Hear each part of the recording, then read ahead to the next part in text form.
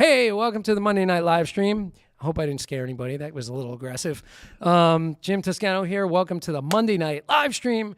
Hanging tonight with a amazing percussionist and drummer and educator and author. But I'm not going to tell you who he is yet. You probably already know. But I want to do a little housekeeping while we're at it. So I just want to mention all my companies and so thankful for the support of ProLogic's percussion, offset pedals, Sabian cymbals, Black Magic Designs, and new toys coming from Black Magic Designs. So I'll be definitely getting on and talking about that pretty soon when the toys arrive. That's always exciting. And if you missed the Omar Hakim episode last week, it's archived on YouTube. So go check it out. It's up there. It was a great conversation, super fun. And next week I have Derek Roddy on the show, and he's the first extreme metal drummer I have on the show, which is going to be awesome. And he's also a snake breeder, which is pretty intense. He breeds these hybrid pythons. So we're going to be talking about snakes, I'm sure. And there's a contest running right now where you can win 6 pairs of Derek Roddy signature sticks. So that link is on my Facebook page floating around. It's also on my website. You can click on that, enter. There's still time to enter to win for that contest. And and then there's a whole bunch of great episodes coming up with friends and colleagues. And also the first week in August, I have Simon Phillips on the show. I'm very excited about that. Simon is definitely one of my favorites of all time. I'm sure there's a acronym for that. Is there? Favorites of all time. FOTE? He's the FOTE, my favorite. Oh, it's supposed to be greatest of all time. I said favorite of all time. So he's my FOTE, whatever that is. All right, man. So, hey, tonight I have my good buddy Scott Kettner on the show. He is a amazing master percussionist. He's a band leader. He's a producer. He's a writer. He's an educator. He writes books. He has a wonderful teaching platform that we're going to talk about as well. He's basically the guy that spearheaded Nation Beat, this incredible band that's super funky. It brings you kind of like Brazilian maracatu mixed with New Orleans rhythms. And he's got a couple of books that we're going to be talking about right here. His newest one, The Essential Pandeiro Method by Scott Kettner. And this one, which is really awesome for drum set, maracatu for drum set and percussion. Get that in focus. Man, tonight, Scott Kettner, people.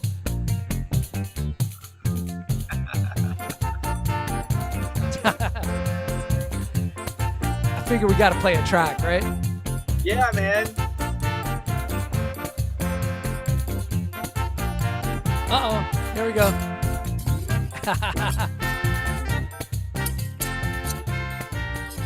Yeah, man. By the way, that's from the Royal Chase. Your last album, right, which came out in 2020. And that is the title track. Awesome, man. Chase. Yeah, man, such a great record. And man, welcome. In the pre-hang, we got to goof around a little bit so we could focus a little bit when we came in here. Thanks for having me on, Jim. Oh man, it's been a long time coming. We kind of been talking about this for a while. Yeah, I think trying to get the timing right with the release of the book, but we've been talking about it forever. And then of course, you were live streaming at the same time I was live streaming a while back. So that's right. I was doing the Pandeiro Academy every Monday night at 7 p.m. That's what it was. That's why it took us a while to make this happen. Yeah. So we were kind of both streaming and working on that together a little bit in the very beginning. A lot. Yeah, we worked together a lot on that. Yeah. So, it's really fun kind of getting to do it, having you on the other side of this, right? We did a lot of tech sessions. Oh man. Oh, we got deep into it. And we also got to, basically hang at each other's studios and it was kind of cool. Like over the pandemic, I think you and I definitely became a little bit closer and got to hang a bit. But we had hung out a bunch in the past, like at PASIC and stuff. So you and I have known each other for a while. I don't know how many years. I mean, it's definitely been, usually meeting up at those events, right? Yep, yep. Having dinner. I remember meeting you in the streets of Brooklyn years ago. I was with the maracatu group So you doing, remember that? yeah, we were doing a parade. I forget, it was some street fair somewhere in Brooklyn, way out near, kind I of like near Bay Ridge or something. No, no, It no. I feels like. know exactly where it was. So, Yeah. so every year I think they're still doing it. There's a street fair called the Flatbush Frolic on Cortelyou Road in Ditmas Park. That's it. So I grew up in Ditmas Park. My mother lives in Ditmas Park. So I was at my mother's place on a Sunday as usual, and I walked up the Flatbush Frolic, and I hear drums, and I'm like, "What is happening?" And I'm following the sound of the drums, and I'm like, "Is there a parade going on?" I'm like, "What is this?" And then I found you guys, and I think there was a sign or something that said Maracatu, New York. And then we did get to talk because on like a little break, and I was like, "Man, what is this all about? I got to find out what this is about." So that was really the first time I ever saw you. Yeah, Was that that was a while Flatbush Frolic? ago. So we've been crisscrossing for many years. Yeah, I believe so, man. Holy moly! I grew up playing that street fair, by the way. So like my first band when I was in junior high played that street fair. Then my fusion band played that street fair. And then I had a jazz trio that played that street fair. I just kept like playing it because it's in my mother's neighborhood. Did you do like all of those Baca events, like the Brooklyn Arts Council stuff? Like, because we did too. Yep, We did like the Atlantic Antic, the yep, yep, Flatbush Frolic. There was one in Park Slope I can't remember the name of. yep, yep, Yeah, yep. yeah. I did the whole circuit. The whole circuit, right? The whole circuit every summer, man. It was we had parades and events and street fairs. We were busy, man. We stayed busy. Yeah, man. And it continues. I mean, that's the beautiful thing, man. So Yep. so what is happening with Maracatu New York right now anyway? Well, right now it's on kind of like a hiatus, Right. you know. I've been focusing most of my energy on this Pandero book and the Nation Beat album, the Royal Chase that we released during the pandemic. And now we're in the process of writing a lot of new songs, and we're getting ready for another new album. And we've Nice. got jazz at Lincoln Center coming up at Dizzy's in November. So I've been really focusing my energy on those outlets, in the past since the pandemic kind of hit. Right, right. And as far as like over the pandemic, I mean I know we all struggle with gigs going away and everything, but you did some virtual stuff. Yeah. And I know, I mean, you were doing the solo stuff like I was, but then did you guys do some virtual concerts?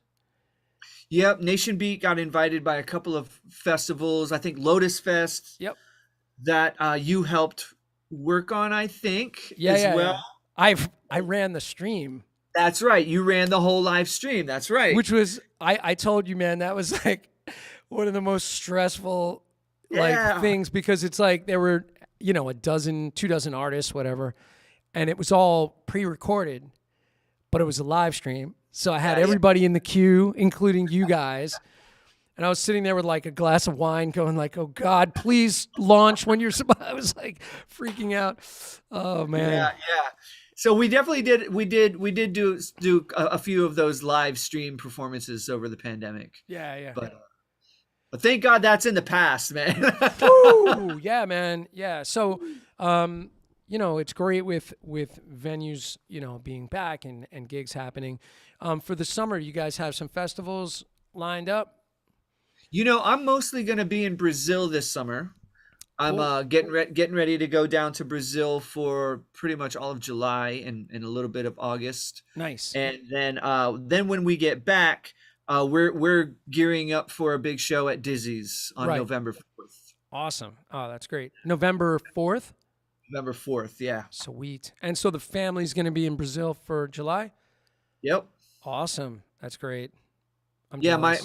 my wife runs an exchange program for NYU. It's like their study abroad program, and so she hires me to curate the music workshops. So she's got these students from NYU. They're not even music students. So it's pretty cool because, you know, we get to expose like this whole other world to them that they would never ever get a chance to hear or see these musicians. You know, like my friends, I get to bring them up to the hotel, and it's all set up, and they do like a workshop for the students and everything. So I'll be helping curate that, and it's a great chance. I get to play with my friends. You know, we jam out, and Nice. it's really cool. So yeah, it's gonna be nice being back down there, kind of, you know, refilling the bucket and everything, and reconnecting with all my friends. Plus, you're turning, you know, people that are not familiar with the music onto it, which is that's always a beautiful thing. Right. Nice, man. So I want to kind of get your story, like kind of from the beginning, as I do. But before we do that, I just want to mention again. So with the book, which by the way, guys, you can get this on Scott's website, and that's in the description of the video. So you can just click on that link, go out to his website. There's great information there, a lot of great music, and of course this. So how long were you working on this? I mean, I kind of know a little bit of this, but it's like, you know, I want to ask. I want to get your side.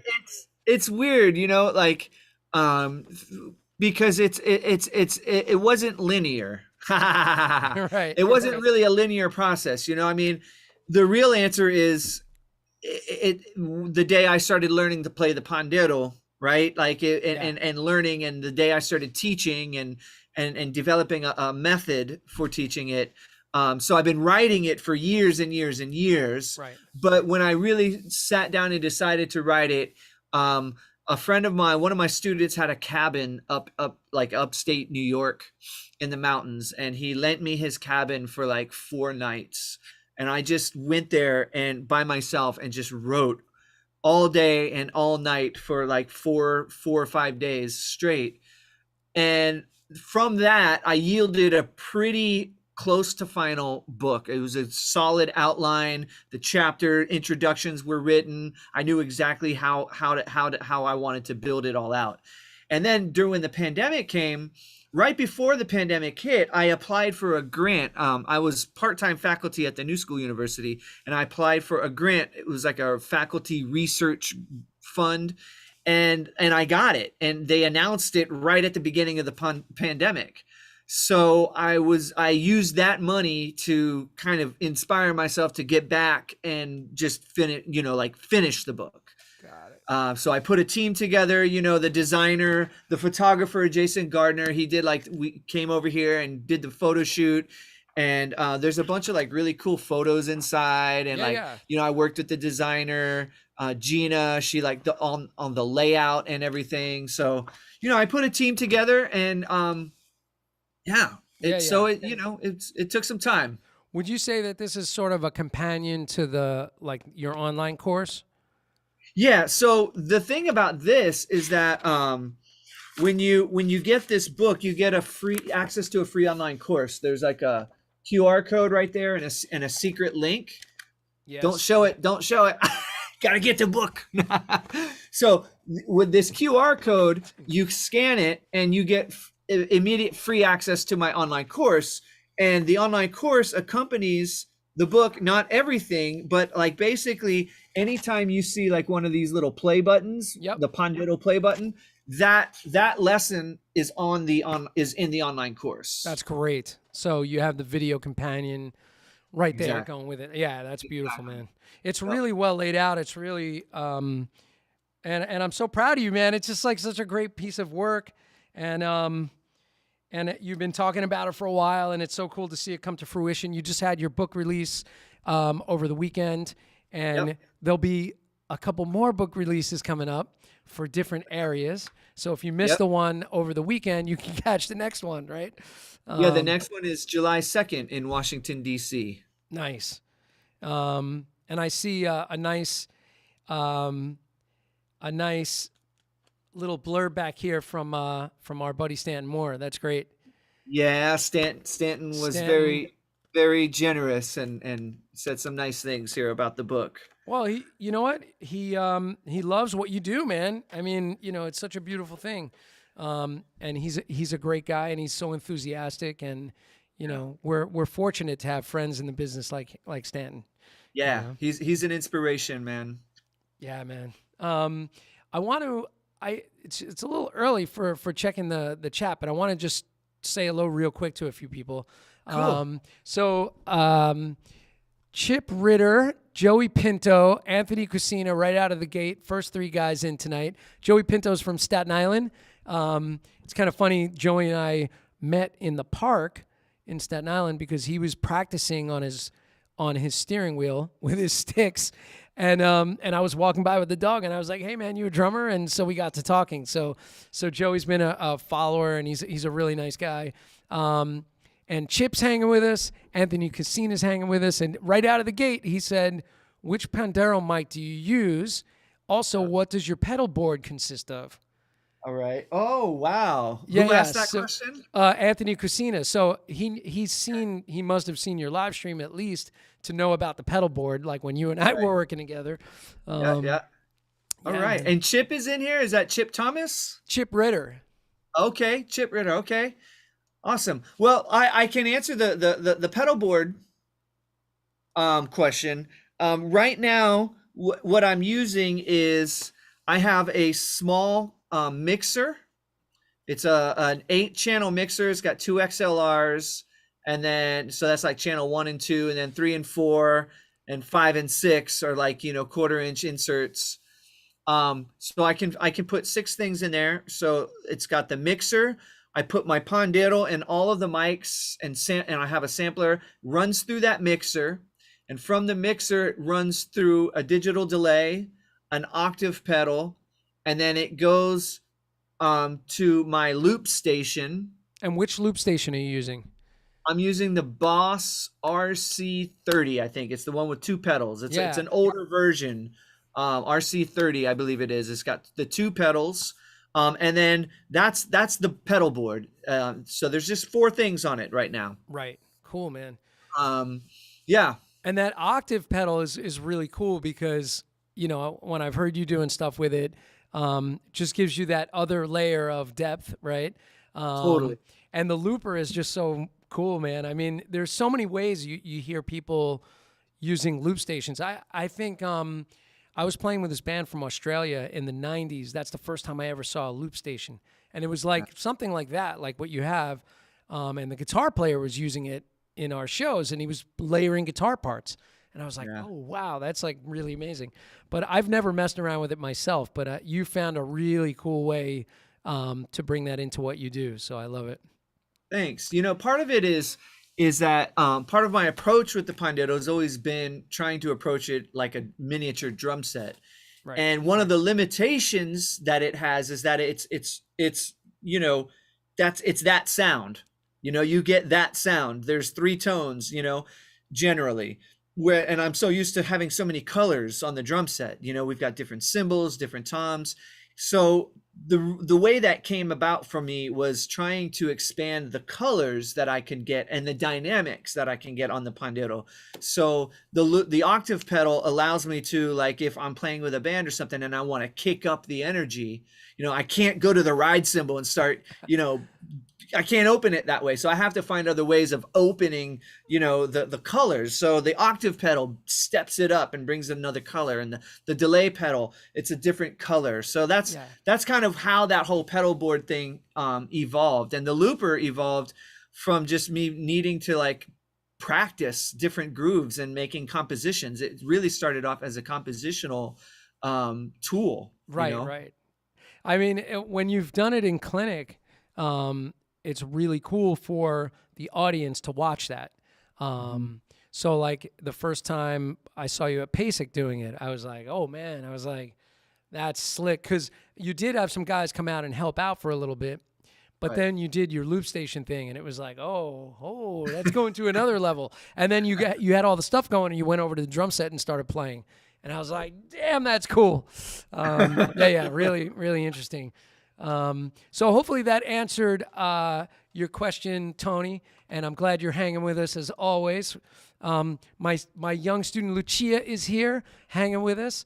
She is a Nice. regular. She said, "Hey, Jim and Scott, how you all doing tonight?" She'll probably have a question down this chat somewhere. Did you ever play at Brooklyn Academy of Music from Joey Pinto? Yes. Um, I've played there a couple of times. My friend Brian Dry, for a while, I think he was kind of running the jazz program there, and I did a concert there with him once, and I've performed there over the years. You know, quite a few times. I used to Nice. live right in that area of Brooklyn. I used to live in Crown Heights for Right, like right. 13 years. So What years was that, by the way? that I lived in Brooklyn. Yeah. I moved to Brooklyn in '98. Oh, okay. 1998. Moved to Brooklyn, and then I've left Brooklyn to move out here to Maplewood. Probably, I guess now it's been about 9 years. Okay. Yeah, I grew up in Flatbush, Dimmers Park area. But I was gone by then. So I was here in Staten Island by that point. And he said, "I see Scott as a Tama man." Yes, Scott indeed is Yes. a Tama player. Yeah, yeah.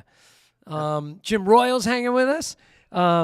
He said, "Hello, gentlemen, buying the book now," which is cool. Thank you. You know Jim Royal? Yeah. Yeah. Great percussionist, does pan stuff and drum set. He's up in Connecticut. Jim Royal, School of Percussion and Drums. He started to write, "Are you a web?" And then it stopped. So retype the question. Oh, I think he was asking. He said he's buying the book now. Are you giving in-person and online lessons? That's what he was asking. Oh, yes. And before you buy the book, should we announce the discount code for your listener? So we have a discount code. You can get 20% off. The discount code is Filling in the Grooves, right?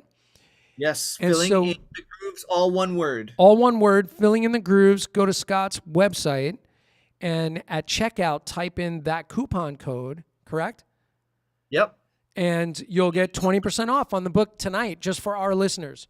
So that's an awesome thing. I hope we caught you in time, Jim. Jim Royal. So yeah, very, very cool. And we appreciate that. That's very generous, Scott. Thank you. So Dave Clive hanging with us. Good to see you, Mr. Dave. Clive. What's up? Let me put us in the two shot with the chat just so everybody can kind of see the chat.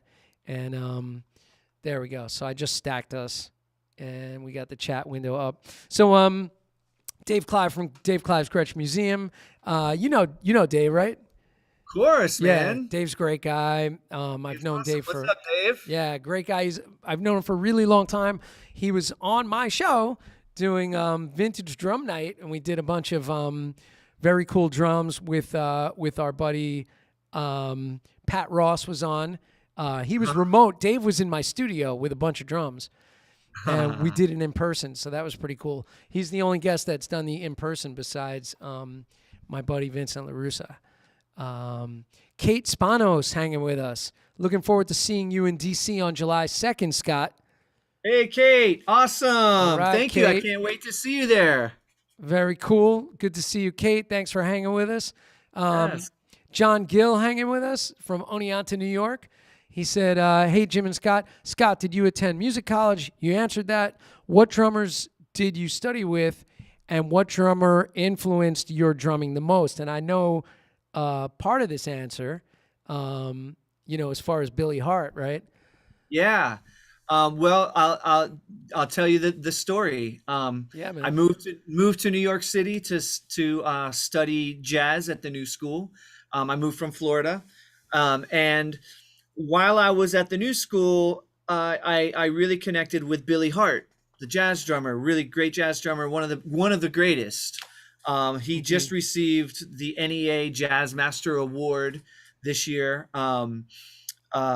Overdue, but thank God he got it. And so he really became my mentor.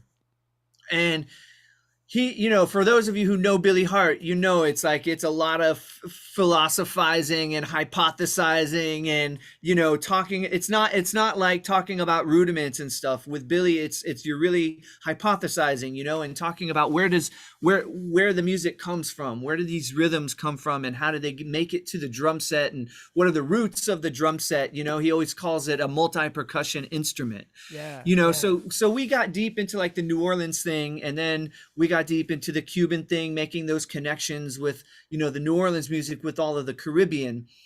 And then he started turning me on to the Brazilian music. And back then when you thought of Brazilian music at that time, it was like two rhythms, samba and bossa nova. Right. So I got into it, man, and I started playing, and I really just kind of started going down that, that road of the Brazilian thing. It grabbed me. And then one day I get to his house for a lesson. I'm like, Billy, man, is there anything else besides samba and bossa nova from Brazil that I should be checking out? He's like, yeah, man, there's this rhythm from the Northeast called maracatu. And I pointed to his drum set. I said, well, show it to me. He goes, man, I don't know how to play it. I just know it's a badass rhythm, and you got to go learn it and come back and teach it to me. I remember you telling me this story, man. Yeah, and he had this bootleg cassette tape from Brazil, and he put it in and he played it, and we sat there and listened to both sides. It was just all maracatu, and we were just like in a trance at the end of that listening session. And I was like, yo, this is the rhythm. So basically when I graduated from college, I did a couple of wedding gigs, saved up as much money as I could save up. I deferred my student loans, and I packed my bags and just moved to Brazil. Let me ask you something, because I have questions about that. Okay. I just want to, let's say hello to a couple of people, and then we're going to dig into that. Okay, cool, because that's going to go for a little while.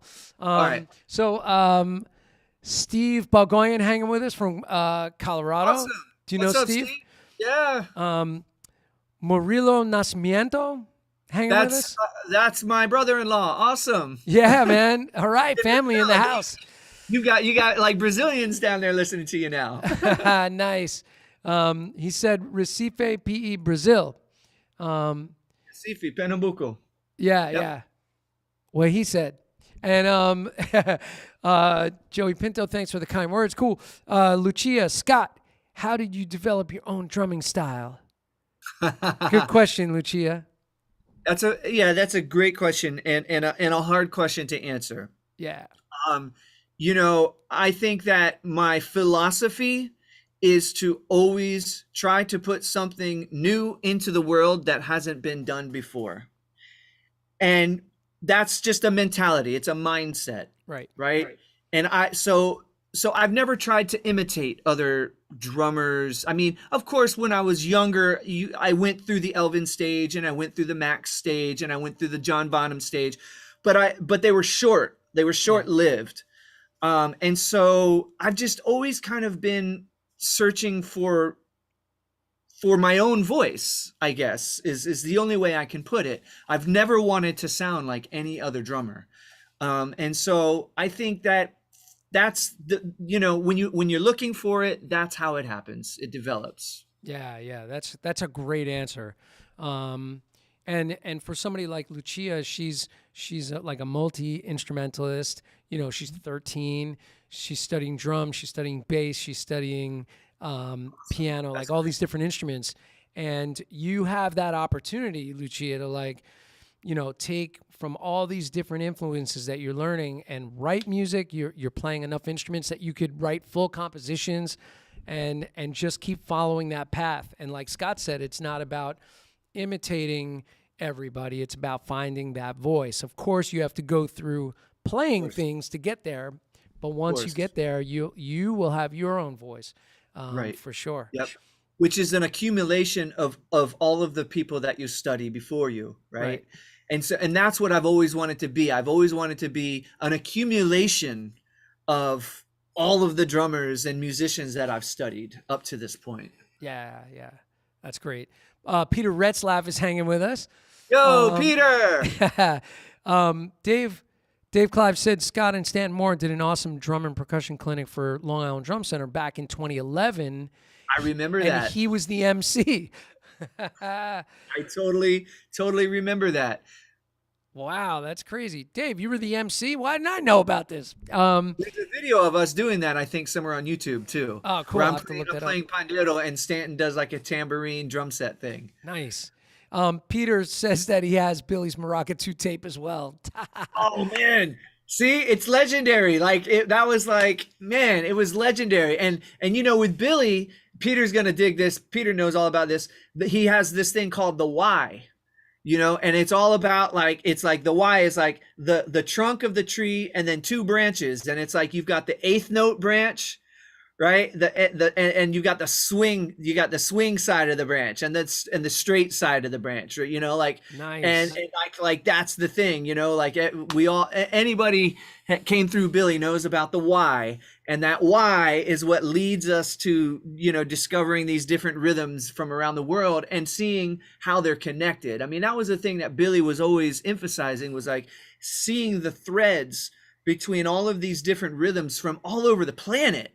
Like literally all over the planet, there's like, you can always find a thread that's connecting. And I think that's like kind of who we are as humans. It represents who we are as humans. I mean, we're all threaded and connected through thousands and thousands of years of, just people traveling the planet, Yeah, man. Actually, and just to step back for a second, you mentioned about the why.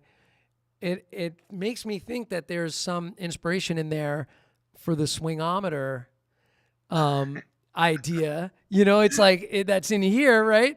Yeah, it's in here. Which I knew, you were talking to me about it as far as the app idea and everything for a long time. Yeah, man. There it is. The swingometer. Yeah, I think exactly.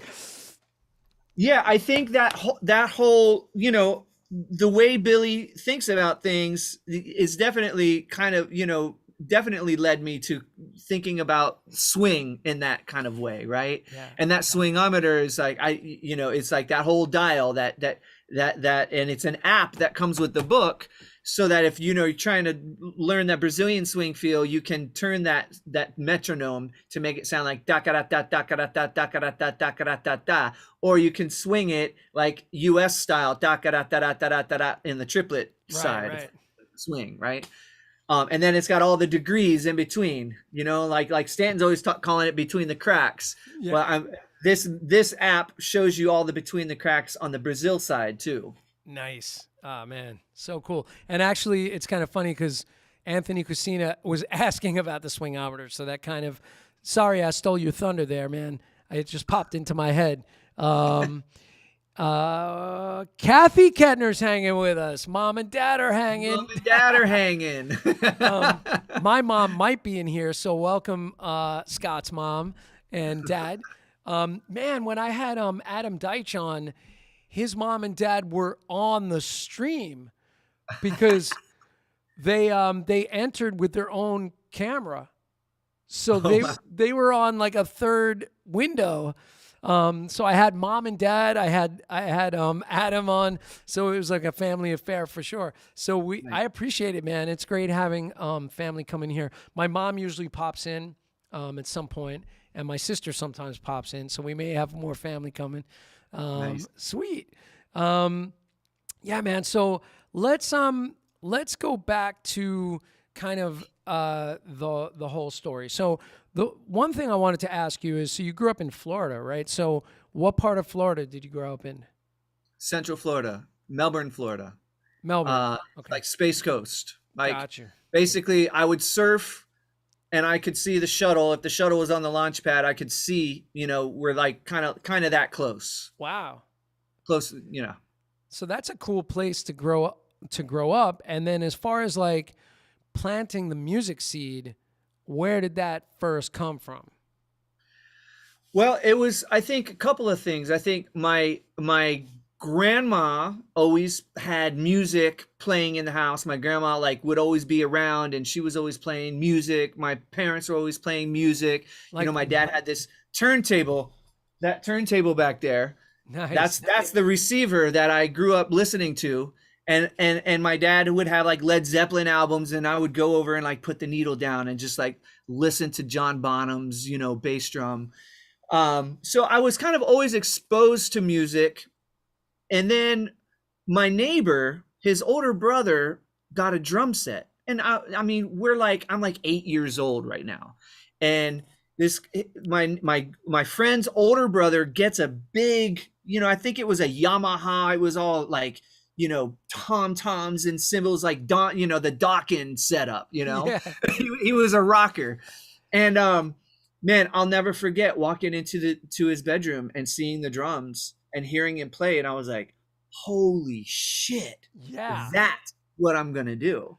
Oh my God. And man, I would literally, like, every day in the summer, I would go knock on Jay's door and I'd say, "Hey Jay, can we play?" And he'd say, "Yeah, come on in." And I'd sit there and be like, "Is your brother home?" He's like, "Yeah." I'm like, "Can I go back and play these drums?" And I mean, we would get in fights, because he'd be like, "Man, you're always coming over here to play my brother's drums." But basically, that's where it started, And then what kept the flame was good teachers. I had really good teachers. Nice. Like my high school band director was amazing. My drum teachers that I had when I was through junior high and high school, they were amazing. I always had my own band. We would play the school dances back when schools had live bands at their dances. Right. Yeah. Remember that? Before kids, DJs? kids, you definitely don't remember that, but Yeah, no. it was a time. Man. Wait, the records that your dad had were sort of rock stuff. What about your grandmother? What was she listening to? That was like big band stuff, man. She was she grew up in New York City, and she would tell me stories about skipping school to go hear Louis Armstrong and Count Basie and Duke Ellington play the matinees up on 52nd Street when 52nd Street was Jazz Alley, right? So my grandma was like big band, swing music and like jazz. She was a huge Louis Armstrong fan. Cool. Yeah, I was wondering what. Yeah, go ahead. Yeah. But then on the other side was like, in Florida, there was a square dance place up the street. There was a neighbor that played the banjo. There was all of that like swampy music that I was growing up hearing also. I mean, I think the first gig I ever played, I broke my drum set teacher's finger playing basketball. Oh, like no. he went up for a rebound and like got a brick and just like it broke his finger. So he couldn't play this gig. So he's like, "You're going to have to play this gig for me." And it was a country gig. And I was like 13 years old or 12 years old. And I'm playing like country music, So there was all kinds of different music going, coming in. And I think that's probably why my musical taste today is so schizophrenic, is because, I listen to everything. But that's what kind of made you have this sort of cornucopia of music in your style and in what you love and what you share.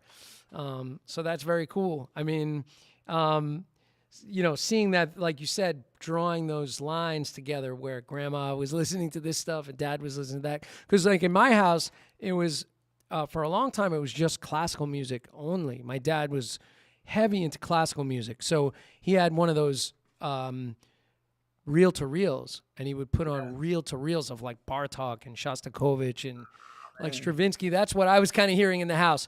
But then he gave me a Dave Brubeck record, Take 5. And that like spun me on my heels because I had never heard that. But see how it's kind of cool drawing those lines. So what was your first drum that you ever got? It was a snare drum. It was one of those CB 700s or something. Oh, yeah. Nice. And then, so I started off with a snare drum, and then there was this guy that I went to school with. I'll never forget him. His name was Maurice. And he's like, "Hey man, I've got this drum set for sale. It's like $50. It was like this old red sparkle drum set. It was just a bass drum and a tom-tom. And I was like, "Man, I've already got a snare drum. If I get a bass drum and a tom-tom, then I'll figure out a floor tom and cymbals later." So like I think I had to mow, my grandma's yard and my neighbor's yard for like 3 weeks, save up money. And then I was like, $50, I buy this drum set. And then from there, I just started adding stuff. But from that one, the next real drum set I bought was a Ludwig. It was a double bass. It had like 2 toms and 2 floor toms, I had the Ludwig Red Sparkle. It was like a 70s Ludwig Red Sparkle, 224s. The Uh-huh. rack tom was a 14 and the floor tom was an 18, but it was a 4-piece kit. And then my dad got me, like for junior high, like graduation or something, I got another bass drum and another tom. And so eventually it was like 10, 12, 13, 18, 224s, and a Slingerland snare drum. Yeah, yeah. I have pictures of it somewhere, and I gave it to one of my students, that drum kit. But Yeah. you don't still have it, right? Unfortunately, I It's gone. parted with it too. Yeah, yeah. I gave it away. Oh, man. Yeah. Do you have pictures of it or no? I do. I do. I have pictures. It was the drum set I played on all of my junior high, concerts and gigs, and I toured up the coast with it. When I graduated high school, I used to play in a surf punk band Oh, okay. called Liquid Image, and we toured. And I brought that drum set everywhere. I was playing metal for a little while, and so we were playing like Lemoore, which was like the big metal club in Brooklyn, and Lemoore East, which was the big one in Queens. So I was playing like the metal circuit with this giant red sparkle double bass kit. Do you remember that feeling, like when you first got that like, I mean, even the first drum kit, that feeling, like it's hard to explain. Everybody knows, all the drummers in here know that feeling you get when it's like you have it. And the feeling that you were getting that feeling already when you were seeing your friend's drum set, but it wasn't yours yet. But then when you had it, there was this feeling of like, oh my God, like, I don't know. There's nothing else like it, I don't think, on the planet. That's the spark, man, that drives us to do what we do. That's it. And if you can hold on to that, you can always have inspiration. Yeah. Once you let that go, I feel like a piece of you like goes. But if you hold on to that thing, that's where like that kid like joy comes from on the drum set, Totally. Yeah, I talked to Stan about that too. He's got that childlike joy. When you see him play, he looks like a kid. You know what I mean? It's like, it's so infectious. Yeah, man. So at this point, how old were you? You're playing in this surf punk band, and is this like high school?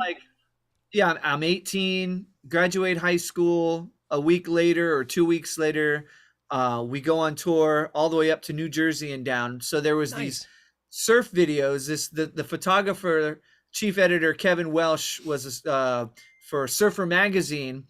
They would send him out on all these jobs to like take pictures, and he would take the pictures, and then he would grab his video camera and make movies. And he would release these surf movies with a soundtrack, and a lot of our music was always kind of featured. And then he would tour up the coast, all these little surf towns, and all these all the surfers come out, and he would premiere his video, and then we would play after the premiere of the surf video. So it was like a big event, Oh, that's amazing. and that was like when I was 18, man. That was, I've basically been on and off the road since then. Right.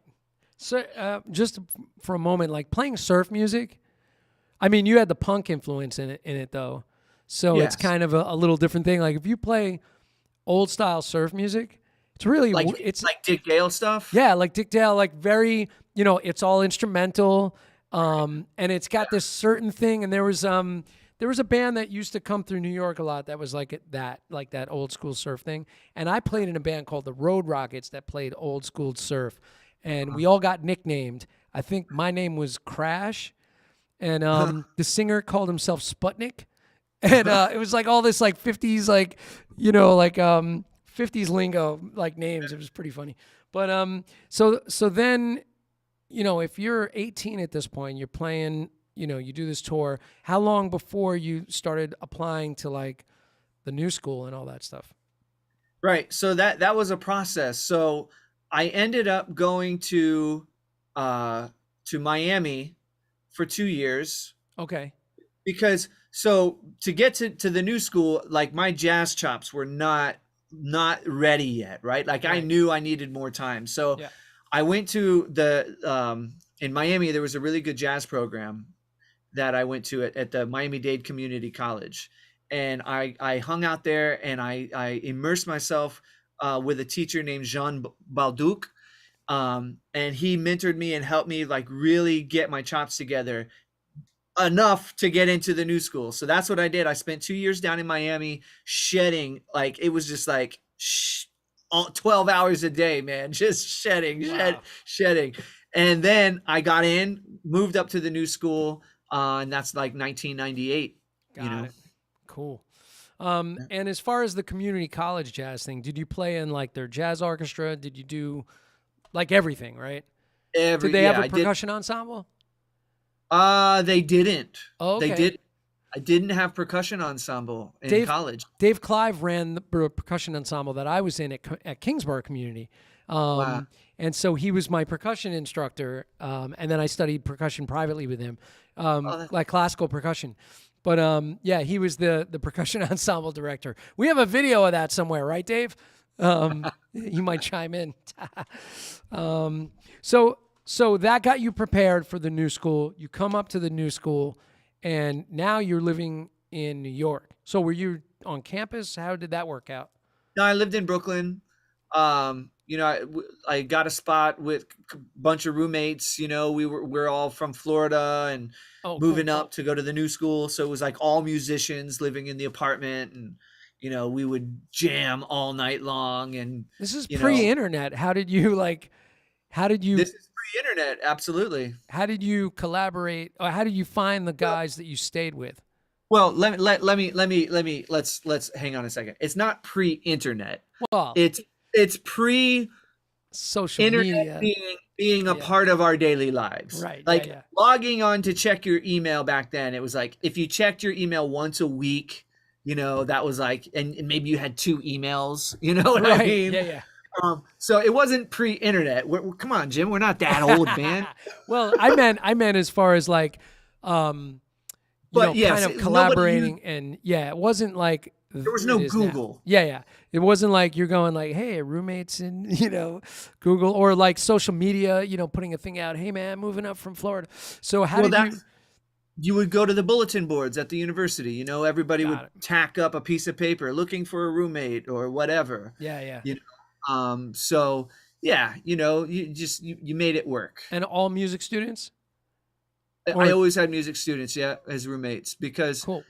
I was just telling a friend this the other day. Living in New York City as a drummer is that's a tricky thing to do. Yeah. Um, because for me, I have to practice. I have to play it. I mean, and I don't like having a studio that I have to go to practice. I like to roll out of bed and just roll into the drum set and practice whenever I Right. feel like it. So I have to have my drum set up at home. And as you can tell, I mean, I don't play just like drum set, right? Like I've got all the percussion and everything. So um, every apartment I found in New York City, it was like, can I play drums? And I would knock on the neighbors' doors before I signed a lease. I say, hey, I'm thinking of moving in. I'm a drummer. Do you care if I practice? I'll stop at 6 p.m. And if I got one like no, I was like out of there. Yeah. Yeah. Yeah. That's very smart, first of all, and also it saved you a lot of money, like having to go to the music building and share a room with like 90 other musicians, which about that because you had Maracatu, New York over there. I was probably rehearsing, I think, at around the same time when you still had the room over there, Yeah. because Yeah. I was playing with like a progressive thing in one of those floors, in that building. Yep. Yeah, so we all know about that scenario in New York. So now at the new school, how quickly did you come to study with Billy Hart? It was pretty much he was like one of the first ones I studied with. Oh, cool. Um, and I studied with other people, like, I studied with Bobby Sanabria. I Yeah, studied with Charles Persip. I studied with I Charlie got, Persip at Jazzmobile up in Harlem. You know that about makes that? sense. Yep, yep. Yeah. Yeah. And Reggie Workman, the great bass player. I Yeah. had ensembles with him, and yeah, there were Jane Ira Bloom was one of my favorite teachers there. She's a saxophone Yeah. teacher, and that's what I would do. I would take lessons with I took lessons with a bass player. I took lessons with a saxophonist. Like I said, I didn't want to.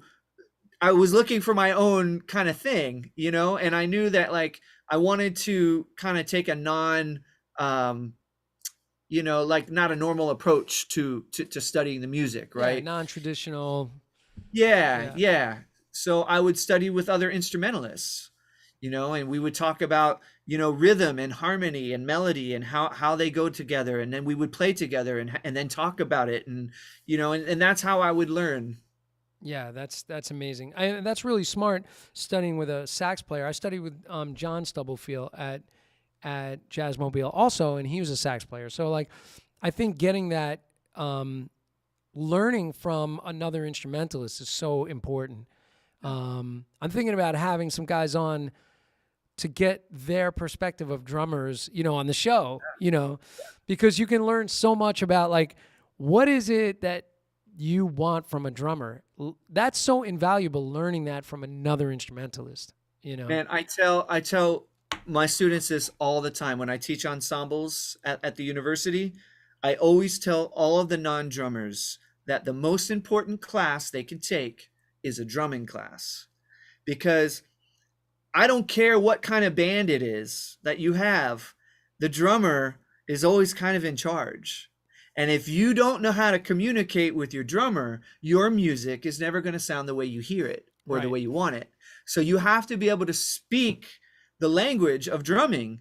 You got to be able to say to your drummer, "Hey, this is the groove I want on this song. Can you go boom back boom ba or whatever?" Right. And then Right. it's like, "Okay, great." Then you're going to get what you want. But if you can't communicate with your drummer and you don't know how to communicate rhythm, then that's a whole dimension that you're not in, Yeah. Yeah. That's you right. know? And Yeah. and vice versa with drummers, with about harmony and melody. Yeah. Like I studied classical piano, I studied jazz piano. I play guitar. Like I'm not like a genius, I don't know like theory like a horn player or a pianist, but man, I understand it. And because it's those three dimensions of music, it's rhythm, melody, and harmony. Right. And if you want to be a three-dimensional musician, you work to understand all three of those elements. Yeah. 100%. And also, I mean, you write for your projects and your bands, and it's like True. being able to contribute to that is invaluable. So, because if you only play the drums and you can't bring that to the table, I mean, there's still value for you, but it brings you that much more value being able to bring that stuff forward. So, 100%. very cool, man. Let me take a sip of water while you're taking a sip. But and to that note also, composition Yeah. for drummers, like it took me a while to understand that drummers really approach composition differently than a pianist or an instrumentalist, a melodic or harmonic instrumentalist. And it took me a while to embrace that my approach, our approach. I mean, drummers, we just have a different approach to composing, and I think that we just need to embrace that, that our compositions are unique because we're coming at it from a rhythmic perspective instead of a harmonic or melodic perspective. Yeah. Yeah, that's true. And I think, I mean, it gives it its own little flavor that we approach from that side. Because oftentimes we'll come up with rhythm first and then fit things to it, right? Exactly. But I think every drummer, I mean, any educator will tell anybody this: study piano. If you don't study piano, study it now. There's never too late. Yep. Because having that background and understanding melody, harmony, as Scott said, and being able to express yourself in that way. Plus, it's really satisfying. It's a really beautiful thing. In high school, I used to sneak into the auditorium.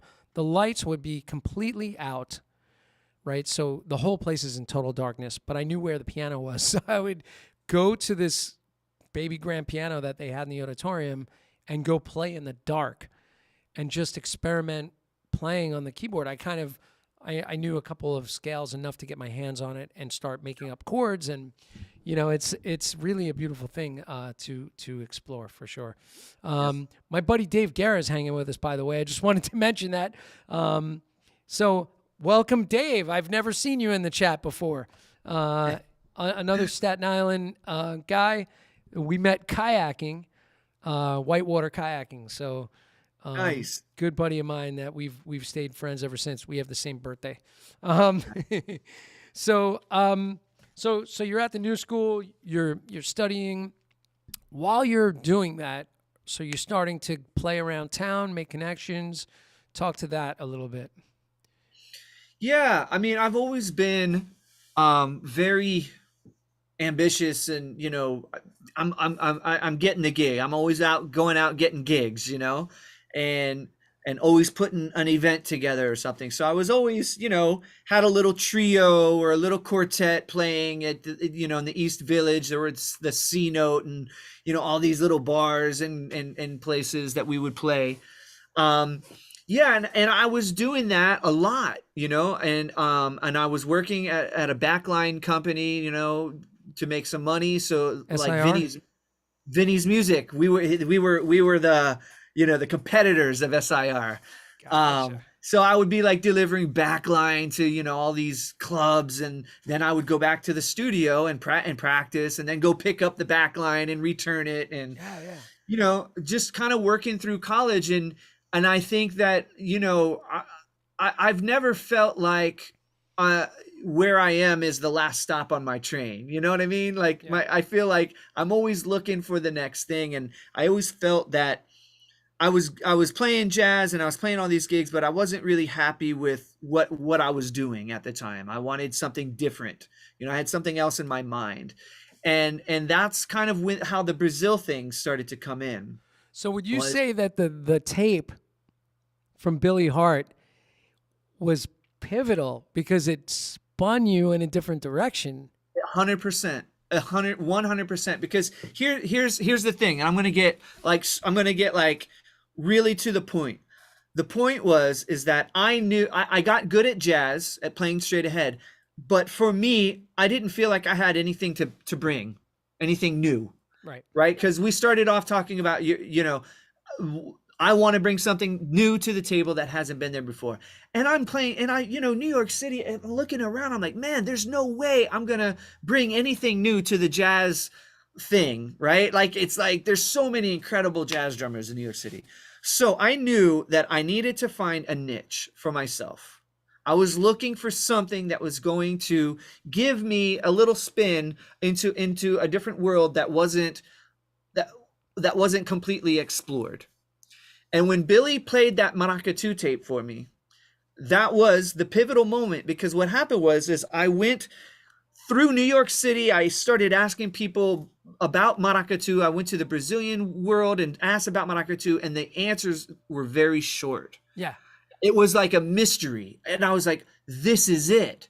Like, nobody knows anything about maracatu. This is my moment to find something, to uncover, to turn a rock over, and so that was it. That was my pivotal moment. And I said, this is my opportunity. And again, this is pre-Google, pre-YouTube. It wasn't like, oh, maracatu, we'll just Google it. Let's just sit here. Let's just sit here for a few weeks and watch hundreds of hours of video of maracatu. It wasn't like that. It was that cassette tape that only Billy Hart had, And so it was like an enchantment, Jim. It was like I became enchanted by this rhythm. I moved there.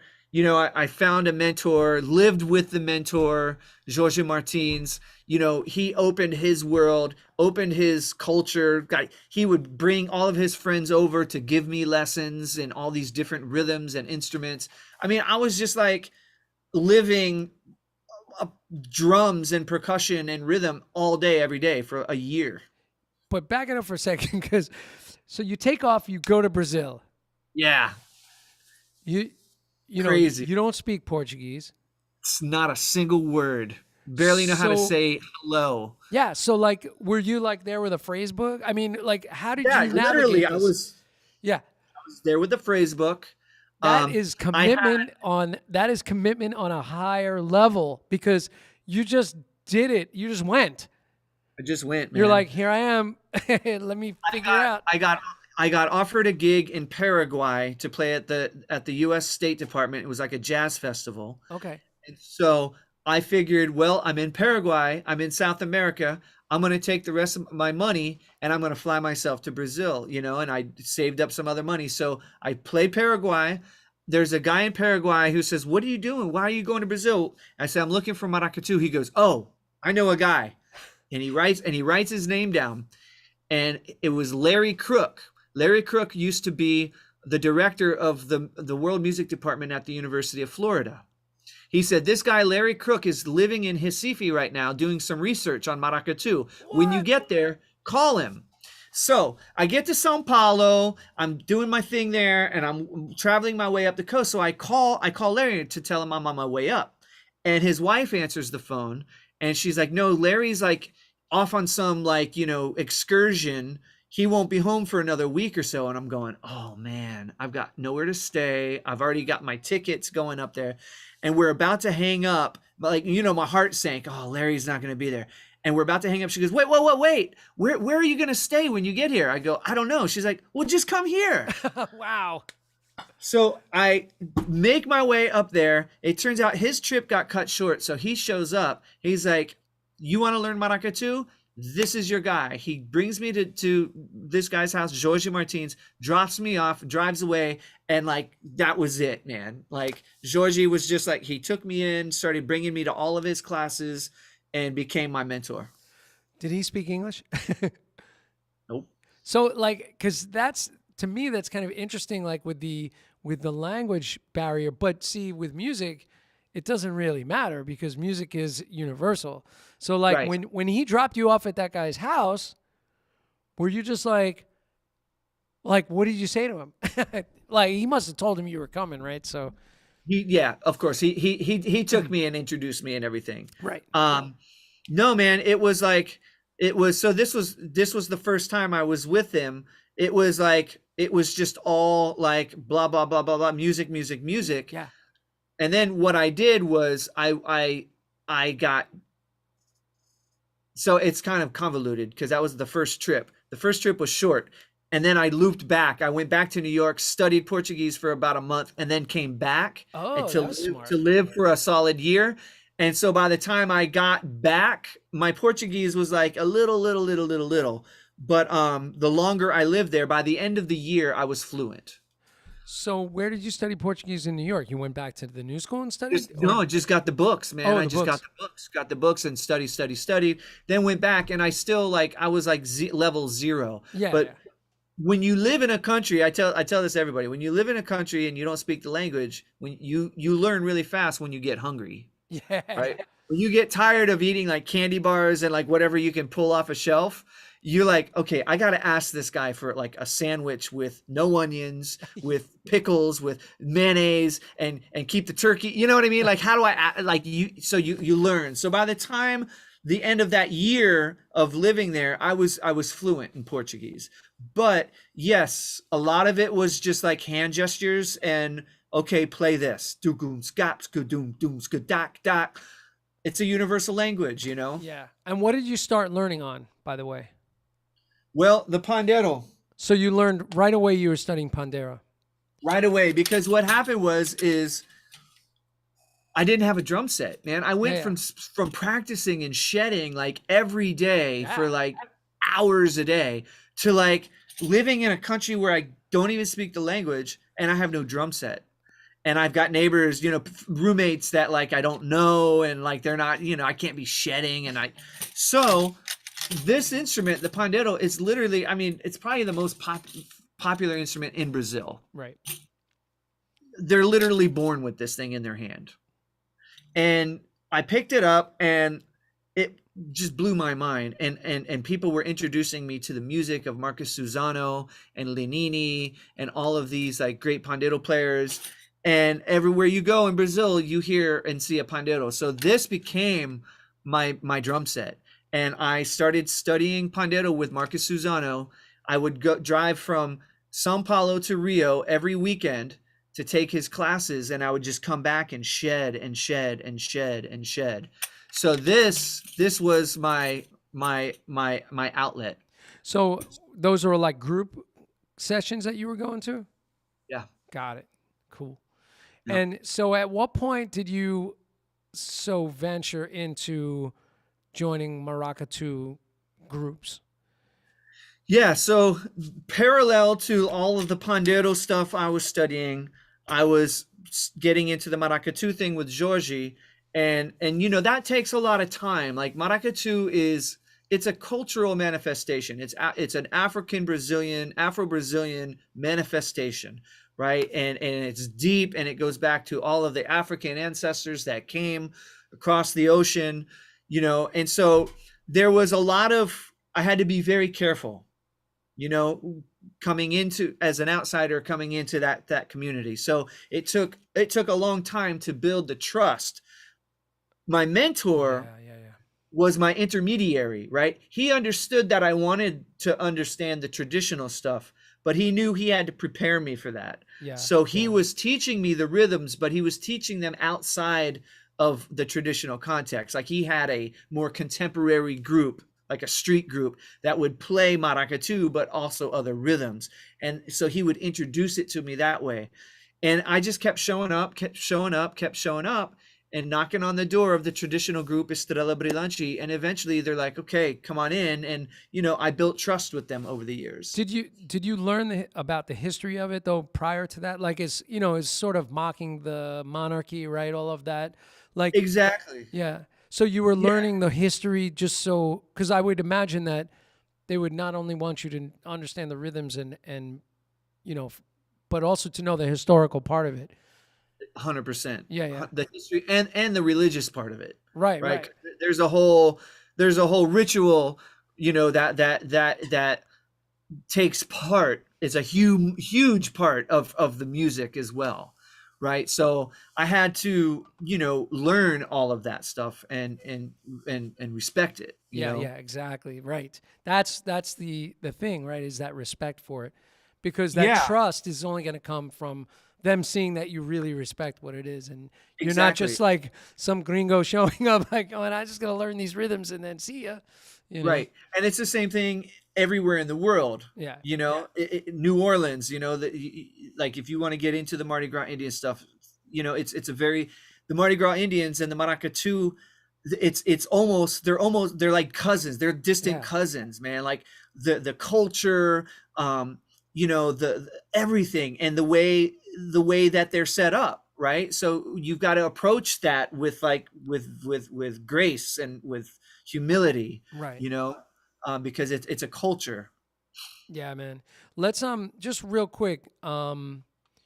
So I'm gonna go backwards. The last question was, or a comment, Daniel Gohn, Gohn. I hope I pronounced that right. Gone, like John. I bought Scott's CD a long time ago and was impressed with his Pandeiro skills. Not very common to find non-Brazilians playing with such taste and ginger. Thanks for the chance to learn how he got there. Cool. So yes, thank you. Thanks for that comment.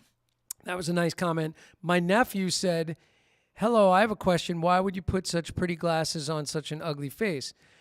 Thank you to my nephew. You're an ass. Have a good night. And then I had to read that one out loud. He's in medical school. I'm very proud of him, but he's an ass. And Anthony Cusina said, "What are there any particular pandeiros that you recommend? And what is the small mic that you use on your pandeiro?" Which I think is a Beta 98, right? Well, no. So the microphone, there was a guy in Brooklyn named Bill Bowen. If you Google Bill Bowen Pandeiro microphone, and it's Bowen, you'll find it. But it's hard to get because he was hand making them. Like he was a friend of mine he's really into like building microphones and circuitry and things like that. And he's also a great Pandeiro player. And years ago, he's like, man, we need to design a Pandeiro microphone. So he designed this microphone, and he built it, and he manufactured as many as he could. And I think it's really hard to find them because they're literally handmade. Is it a condenser mic or is a tiny capsule? He orders all. It looks like a Beta 98, doesn't it? It does, but it's a lot lighter. You see, Yeah. this is the most important thing for all of you guys out there thinking of getting a pandero. The most important thing is the weight. You want to get the lightest pandero that you can find. Right. And anything you add to it, you're going to feel, because this motion, like this technique of using the wrist like this, is, you know, your muscles there are not that strong. This takes a lot of time to build up the stamina and the endurance to be able to do this and do it evenly. Yeah. Any weight that you add to this, you can feel it. You know, a piece of tape, you feel it. Yeah, yeah. I will say that you showed me how to lighten up my pandero, because there was extra ring on mine. You showed me how to take the ring off. You helped me to lighten it up a lot. Yeah. There's a video. I have a video on YouTube that discusses that. But yeah, basically, like, so to finish up the microphone answer, Right. I have a custom made microphone by Bill Bowen. If you can find it online, get it. If you can't find it online, there's some YouTube videos of people showing how they mic their panderos with like a Shure kind of one of those little clip-on mics. Yeah. There's all these hacks, you know, that people have done to lighten up the pandero mount and everything. Yeah. But yeah, that's the thing, you know, with live. Now, when I record, I'll use usually a Sennheiser 421, I think they are. Yeah. That's my favorite mic to use, or I use this warm audio mic that I have, this big large frame diaphragm condenser. Yeah. But yeah, so now in terms of choosing the pandero, like I said, there's a lot of great panderos out there. Meinl, obviously, my great friends at Meinl, you know, they're making great panderos. They've got this one with like kind of like a Napa head on it and like shakers. Yeah, yeah. So that's kind of cool. You can. It's very cool. Right. So Meinl makes great panderos, but also there's like all the handmade panderos out there. You could go to Kalango, KALANGO.com, and they've got a great selection. But yeah, what you're really looking for is a 10-inch pandero, and you're looking for the lightest pandero you can find. Cool. All right. I hope that helps. And also, Anthony said just kudos for bringing the rhythms back to the States. Because you really are like, you know, an innovator in this whole thing. And you took the time and immersed yourself and went there and studied, and you really are bringing it back. Like historically, you know, seeing other people bring Cuban rhythms to the States, I feel like you're at the forefront of bringing maracatu to the States, right? I mean, I never heard of it until I met you and heard you on the street. And then, you know, when I saw you do the clinic and then learned about putting it on the drum set, it's really inspiring. And then you inspired me to kind of transcribe some parts and then bring it to I was teaching a percussion ensemble, so I was teaching kids to play it. It's like, nice. I mean, that's how it kind of becomes infectious, right? It's like you're passing it on to people, and we're getting inspired. So thank you for that, you know. Oh man, thank you. So that's really awesome. So now, you know, when you're still there studying, were you starting to experiment with like, what if I start breaking this up on the drum set, or did that come later? No, it was kind of starting to happen, you know, simultaneously. Like I would learn the percussion instrument first. I would learn all these rhythms on the percussion instruments, and then I would, you know, once I felt like I had internalized them, then I would move over and put them on the drum set. Oh, wait, I have a question. So just back up for 1 second. So you started out learning pandero, but then you also had to learn alfaya, like you had to learn the other drums. Oh yeah. To be able to play everything in the section for doing maracatu parades and being in that group, right? Exactly. So there's all those bass drums, and there's 3 different voices. You got to learn all of the different voices of the 3 bass drums. Right. You got like different caixa, snare drum parts that you have to learn, different bell parts that need to be learned. And then there's all the songs that go along with all of, you know, with all the rhythms that you've got to learn. So yeah, I was learning all of that, and then other rhythms as well. So there's like the triangle, right, you know, the shakers. I mean, people think that like, that people think that like playing shakers is like an easy thing, but it's not easy, No. I mean,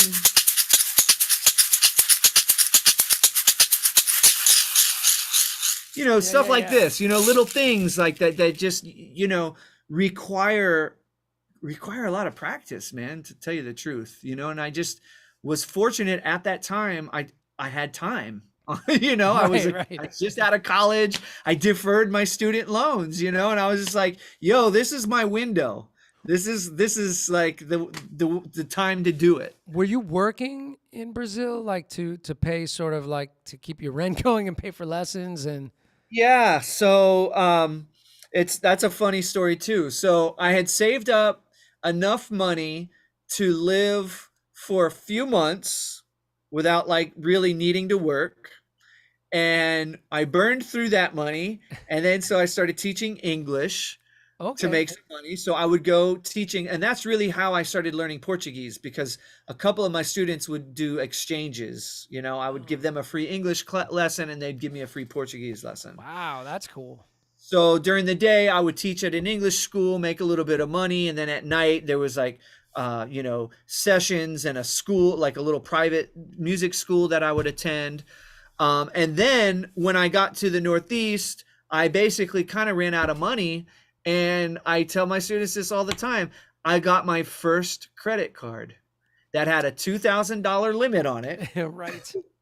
And it was so cheap to live in Brazil back then. It was like the exchange rate was like 5 to 1. Okay. So I got my first credit card that my parents really didn't want me to get, because I needed them to co-sign and it had to be at their address. And, so I got this and it had a $2,000 limit, and I lived in Brazil until I maxed out that card, which was like another 6 months. Wow. And I came home. And I'm going to tell all the students this, or all the young kids this. I came home with a $2,000 debt from Brazil, and I had like a $40,000 debt from college. Yeah. And that 1 year in Brazil that cost me $2,000 has provided all of this, this whole world for me, and I just got to put that out there. Yeah. I mean, going to school was very important too. But it shouldn't cost what it's costing right now. Oh, I know. It's insane. That's another live stream. That's a whole nother one. But the moral of the story is find a mentor. Right. Find a mentor. I say this all the time. Like, you don't have to go get a master's degree in jazz performance. Right. There's no, like, what's the point? You don't need a master's degree in composition. Get a master's degree in business. Right. So that you know how to sell your compositions. Yeah. Right. You network to become a composer. You get a mentor, or two. Yeah. Right. Yeah. And you focus with them. And that's what I did with Billy Hart. Of course, I was in the music program, but I was really with Billy. I was there because of Billy, right? And when I went to Brazil, I had 2 or 3 mentors. I didn't let myself get distracted, right? I like, do one thing, do it well, do it right, You hear that, kids? By the way, Daniel, back to Daniel going, he said, he must live in Brazil. He said lots of kids here in Brazil are very resistant to learn how to play the hand percussion instruments. They just want to learn the drum set and never realize how important that is. So, yeah, man, it's like learn, it's like I always say you can't go forward until you go back. Like, right. You have to learn the roots, the history before like with you wanted to make a new statement. You can't make that statement until you go back and learn where did it come from. Exactly. And that's part of learning to speak the language, whatever that language is that you're going to get so steeped in, so. 100%. Yeah, man. By the way, Anthony said, is that Billy Hart recording available online anywhere? Maybe it's floating around, right? That maracatu tape. So I think that cassette tape that he had was of a group called Nação Pernambuco, And yes, it is floating around, and it's actually on CD now, Okay. and it's probably on YouTube. Yeah.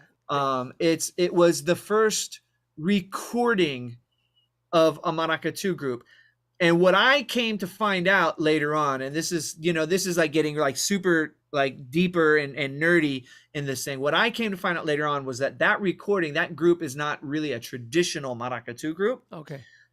But they're, they're in the region, they're closely related to it, but they do things that are different that the traditional groups don't do. They're more of a popular group, but they had the money to record, because the traditional groups, they're like, they're based in poor communities, so they don't have a lot of extra money. They're not like the first ones recording CDs.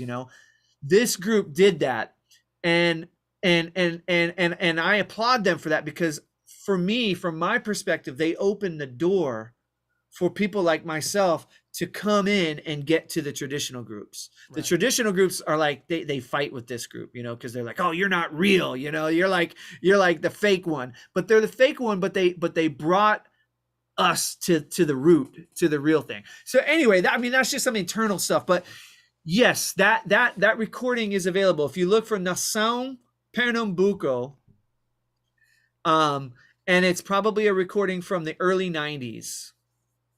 Got it. And by the way, if you do look on YouTube, there's probably ones that you would recommend over other ones, but it's really incredible how many clips you could see of these very traditional groups marching with hundreds of sometimes drummers in the street, hundreds of percussionists, like a gonge player up in the front, right? And then all the women sometimes traditionally playing shekere, and then and just lines of, and then alfaias and kashas, and it's just amazing, like seeing the whole street thing, and seeing the size of it, like how many people are in these groups. Yeah. It's really amazing. Something that every drummer needs to experience. Like, you guys, all of you guys out there listening to this, put it in your calendar. Go to Carnival. Once in your life, go to Carnival in Brazil and experience what drumming in Brazil is like. Because, man, it's everywhere. Thousands and thousands of drummers, throughout the course of a night of Carnival. It's amazing. It's a wet dream party for a drummer, man. And I love the vocalizations, like the singing, because so one clip, and I don't know who it was, I don't remember, but all the they were in sort of like, it looked like a schoolyard. I don't know if it's a schoolyard, but it looked like a sort of like a courtyard or something. And the girls were all in like orange shirts, I think. And the men were wearing, like similar shirts. So they had sort of like a uniform thing. All the girls were in white skirts, orange shirt, and they're singing. Yep. Do you know the clip I'm talking about? And they're singing sort of call and response. And I think they play really well. It's probably a very respected group, I would think. And that's one of the first ones that I watched. And I was just like, I kept going back and watching it again and watching again. I was like, oh man, it's pretty amazing. Like, culturally what's happening, but all, and I didn't understand obviously the singing, but it's just infectious. It just draws you in. So people, go listen, man, go check it out. And the cool thing is, so you've brought all this into your own writing and your group. And so Nation Beats got all this amazing stuff going on inside of the music. And that's what blew my mind when I bought that CD. Your first, what's the first one? Very first one is called Maracatu Universal. So, which was Maracatu Universal, right? That's the way. So my idea was bringing this to my universe, right? Right. And then we recorded an album called Legends of the Preacher. That was our second album, and that was the album we did like a funky Brazilian version of I'm So Lonesome I Could Cry by Hank Williams. and we did Blue Eyes Crying in the Rain by Willie Nelson. Yeah. And the Hank song got featured on NPR, and Willie's a big NPR fan, and he heard us and became a fan, and that's when he invited us to play with him at Farm Aid. I saw So that. that's what led to that, which was a blast, man. That's amazing. So, Yo, Willie Nelson is one of the coolest people ever, man. and I mean, what an amazing opportunity, first of all, but did that open some doors? Oh man, I mean, it didn't like it opened doors on personal and musical levels, like Yeah. huge. Yeah, I mean, his harmonica player Mickey ended up recorded on one of our songs, one of the Nation Beat songs on the next album. So we got to stay in touch with Mickey and make some music with him, and then I think Willie came into town later and contacted me and invited me to the show and stuff. And he was so awesome. Wow. That's pretty amazing. And so, and then the other thing that's kind of cool is you're combining, so like the New Orleans influence, which, as you said, it's sort of cousins, right? But, bringing that in, and that's what, probably when people hear your group, they're like, they can't really put their finger on it because, the Brazilian thing gives it a certain flavor. And then the New Orleans thing is there. You hear that, but you can't really, someone that's new to hearing you can't really put their finger on, like, why does this sound so different? What is this? And then, then you have singing in Portuguese on some of the stuff, which is on the earlier stuff, especially, right? Which was amazing. So, I mean, it's such an incredible thing. Everybody should buy Scott's music because it's just something you've never heard before, man. And it's something that everybody has to listen to for sure. Thank you. Yeah. So now coming back to the States and starting that, was it hard to find? It probably wasn't too hard to sell to find musicians, but I would think that to find people that shared a common interest probably took some time, right? Took some time. Still takes time, Right. Like if I need to find somebody to work with, but over the years I've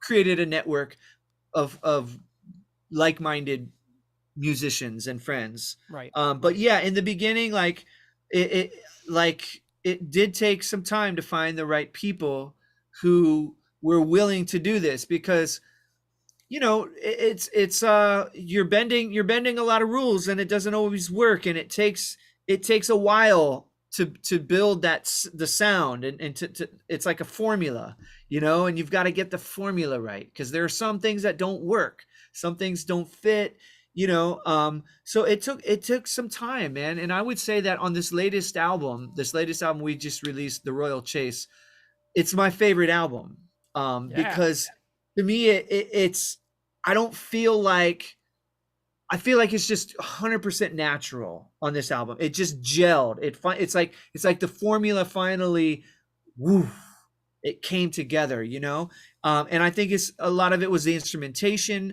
and how I approached playing and writing the music, and I tell you what I did that changed everything. I collaborated with Paul Carlin, who wrote all of the horn arrangements.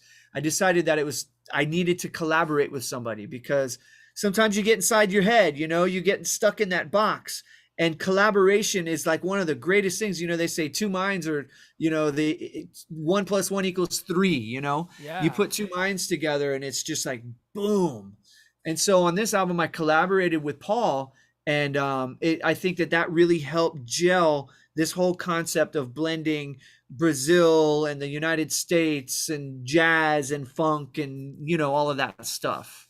It's you hear a certain maturity usually with artists from one record to the other, right, and a certain refining that happens.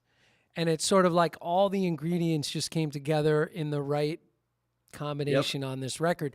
But like you said, that collaborative spirit even is just so good for everyone, right? Because it brings in other creativity that might, maybe it was a little this was missing or that's missing. So it brings sort of the ingredients together. Collaboration is definitely a beautiful thing, and it's very strong in the horn stuff. Obviously, because you're working with a horn arranger, and it just sounds so polished. It's like I almost like don't want to say like a formula. It's more like just the ingredients were right, the mixture was right. Because probably your next record is going to be your favorite record because it's going to go to this other place again, and maybe there'll be something. It's like hopefully for everybody, like your latest record is your favorite thing. Like I just finished recording with Roger. We just did the new record. We didn't even promote the last record because of the pandemic. But the new record is our favorite record because it's got a different thing, man. It's got a new feel. Is that Nina? That's Nina. Come say hi, Nina. Hey, how are you? Do you remember me? That's Jim. You do? Okay. I was at your house before. But also you came in on the live stream a couple of times, right? When you were little. It was because it was 2 years ago. Yeah, man, that's crazy. She was 6. Crazy? You were She would have been 6. 6. So She's 8. You're 8 now? Wow. So what grade are you in? Second grade.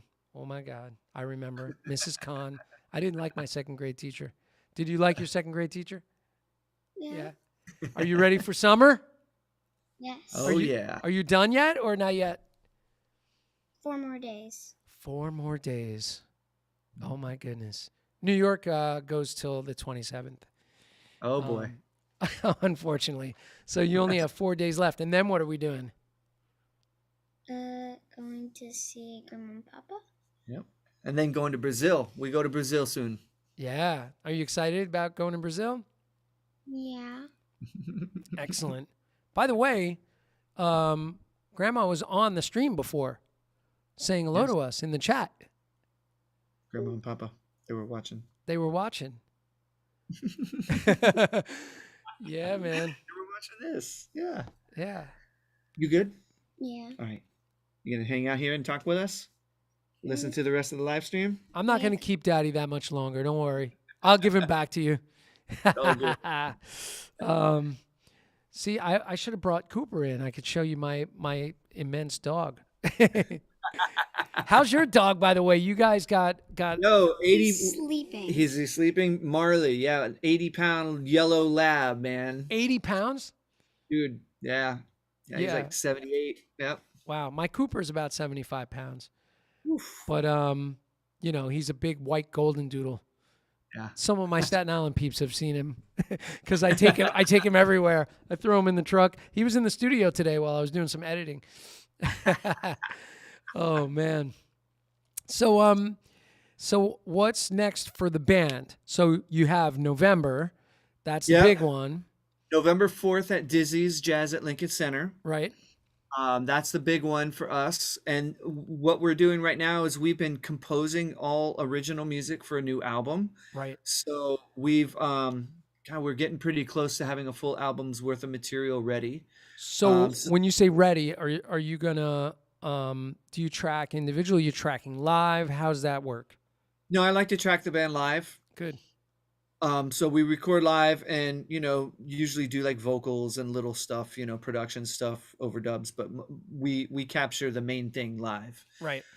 So yeah, we'll probably go into the studio later this year, towards the end of the year, and then release a new album next year. Awesome. And the goal of the next album is to do all originals. So it's going to be 100% cool. originals. I mean, the covers that you choose are great. It's Maki Way. Yeah, man, it's like it's so cool. And you bring like a different, thing to them. You did Big Chief on this record too, which is awesome. And also you've, throughout the records you've done some covering some sort of Brazilian folk things that you modernized, so to speak. Of course. Is that of fair? course, yes. Yeah. Always nodding to the great composers and the great artists. I've always done that. I felt like it's always been important to me, to nod, tip of the hat to the great composers and the people who, came before us who made all of this possible, but the goal of this new album that we're working on is 100% original. Is there any possibility of, or have you done this, or have you thought of this? It just occurred to me, but taking one of these, somebody that's still with us, that Yep. is, is a traditional, giving a nod to one of these composers and having them on the record with you. Like having well, Like we as did a guest, like what? like As a having, guest? yeah, as a guest. Yeah, we did. We recorded an album with Cha Wa, and we have, Spy Boy Honey, one of the Mardi Gras Indians from down there. He's on that album. It's called Carnival Caravan. Right. So yeah, man, that's like, that's another thing to do, is like have the masters come play with us, Yeah, yeah. I mean, I would imagine that, that's a win-win for everybody, right?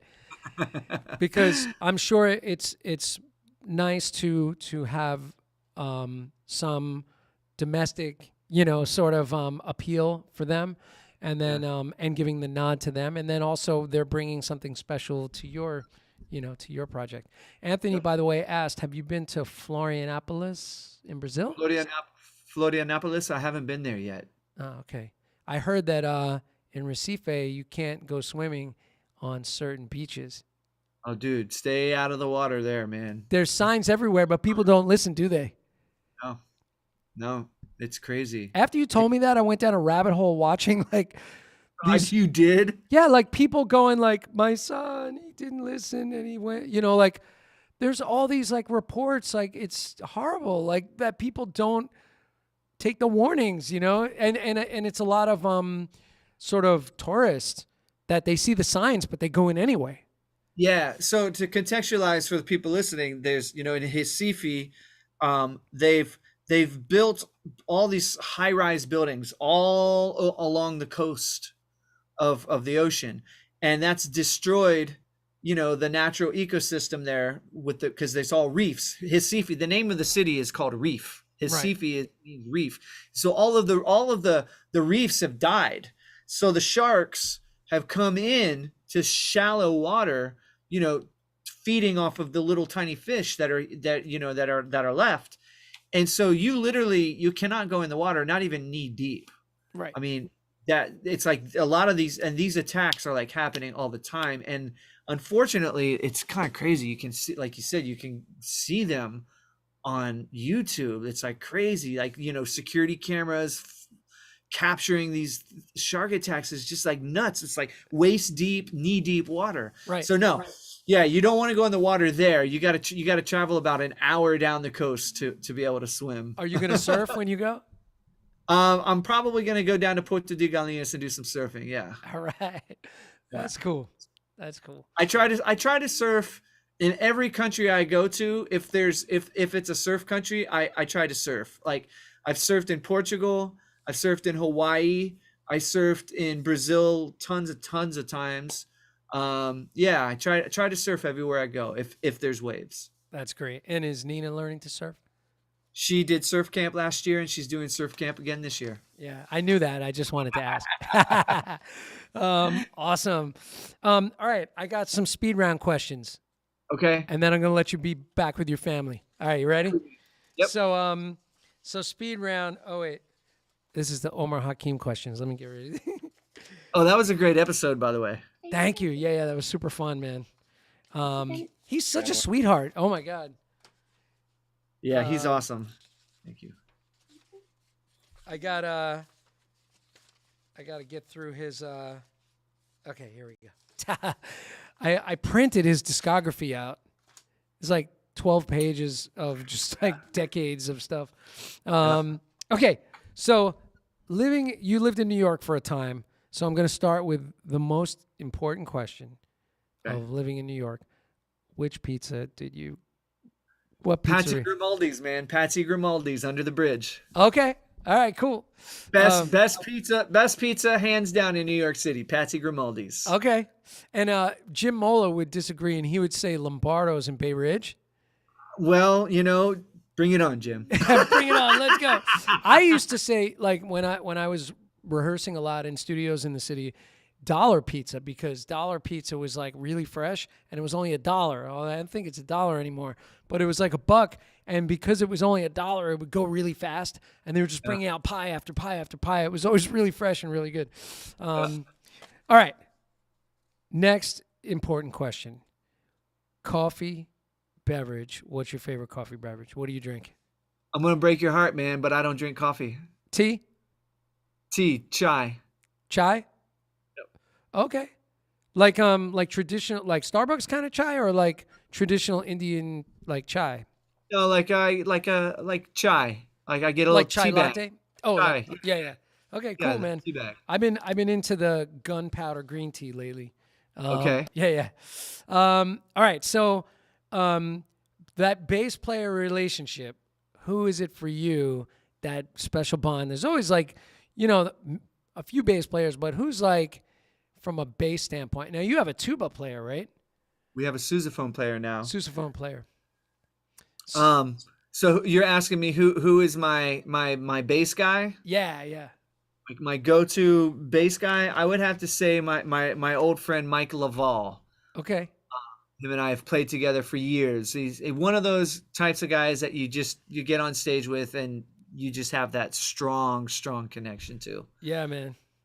For me, I mean, there's always many guys, but like for me, Rob Glick, we have that album One Block East out to Eden. He's my guy from when we were kids. Like we were like, people would grab us together because we played well together, All right, so I'm gonna mention drummer names. So I just want like first reactions. Doesn't have to be deep. I mean, you could go deep, but it could be just like sort of first reaction, like, one word or one sentence answers. So Okay. I hope I don't suck at this. All right. How about because we kind of mentioned a couple guys. I'll go back to some early jazz guys. So Max Roach. Oh, dude, one of the best. Max, man, such a musical drummer, right? How about Jeff Porcaro?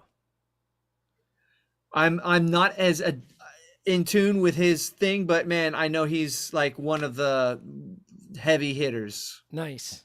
Yeah, I mean, for me with Jeff, it's always like he plays the right thing always. It's like Yep. Well, that's what the great players always do, right? Yeah, man. Tony Williams. Oh man, the ride cymbal. Yeah, man. Oh. I love that Live in New York 1989. Killing, man. If you anybody listening, check that out if you haven't seen it. How about Jack T. Jeanette? Ooh, time, man. Like his concept of time, that rolling feeling and the sound, his cymbals, man. I always talk about that record he did called Parallel Realities. It's a trio album, and there's a tune called 9 Over Reggae. You got to check that out. It's killing, man. It's so ridiculous. Wow. How about David Garibaldi? Oh yeah. Our man, are you in here, David? We're talking about you. His ears are ringing now. I mean, yeah, he's one of the greats. Yeah, man, for sure. How about our buddy Stanton Moore?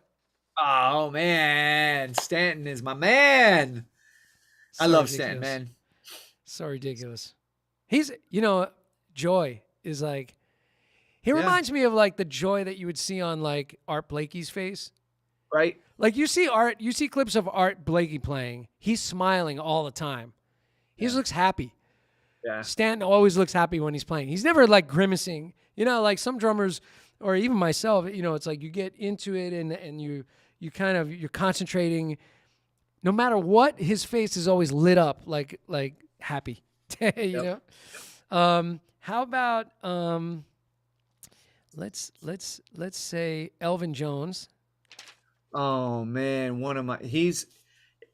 if I had to just name one drummer that was like the heaviest influence on me, I think I'd have to say it's Elvin. Cool.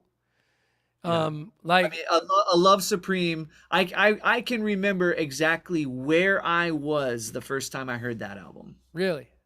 Yeah. You know what's weird? I'm not going to mention names, but there's a piano player that I've played with who's like, Love Supreme is like garbage. And he's like a jazz, he's a good jazz player, but he doesn't like that record. And I'm like, I don't get it. I don't understand. I don't know. You either get it or you don't. I guess you get it or you don't. Yeah. I mean, I will say I struggled with a couple of Coltrane albums early on, like Interstellar Space. Oh yeah, That was a little tough. No doubt about it. Like, Coltrane threw some challenging, threw some challenges our way, right? He threw curveballs. I was like, whoa, wow. Yeah. But he was searching, man. And like, to me, that's like the biggest inspiration about Coltrane for me. One of them is that he was just like constantly searching, man. Like, there's no album that sounds the same, like, Right. like if you look at all of his periods of time. Anyway, huge inspiration. Elvin and Train, It'd be obviously. interesting. Take Love Supreme and adapt that. You got that vocalization. I love Dun, Supreme. dun, dun. I Dun, love dun, Supreme. dun. How about let's just throw some love at Taylor Hawkins. Oh, dude, man, yes. Like, I gotta say, like, I didn't think I was gonna take it so heavy, like, Yeah. because I've always been a Foo Fighters fan, but I'm not like, I don't know like all their albums. I'm not like a true diehard fan. I don't know all the albums. I don't know all the songs and the history, but like they've just been a soundtrack for our lives for the past however many years, right? Yeah. And Taylor's just always talking about joy, like you see him playing, he's just like emits joy, right? Yeah. It was such a drag to hear that story, man. I know. But I know. yeah, man, like joy, man. Taylor Hawkins is like definitely like, wow, There's a really beautiful tribute coming up for him. I think I want to say it's in September, I think. In California, right? Yeah, Omar's playing. Omar became really close to the band over the last year or so. Yeah. Oh, wow, that's awesome. Yeah, so he had this thing. He said that he was going to play percussion with the Foo Fighters sometime, like with Taylor on drums, and they made it happen. He did it on one of their records, and then he became close with them because he went out to, it's all came from him going out to see them play, and then became friendly with the band, and yeah, so he told me some great stories about that. That's awesome. Let's do two other guys. So we mentioned John Bonham earlier. Let's just mention John Bonham because we have to. But you know who I think is really interesting and like in the way that you've carved out a voice and a sound and your own thing. I feel like Daru is like that, but in his own way. Daru Jones. Daru Jones. Okay. So he's playing with like Jack White right now, and he's deep in the hip hop world. But he sets up different and sounds different and plays different than anyone I've ever met in my life, besides you. Right. So Daru is like one of those guys. If you're not familiar, man, you should definitely check it out. I will and, for sure. He's doing that alternate swing kind of thing where it's like the quintuplet Dilla swing and all that stuff. Right.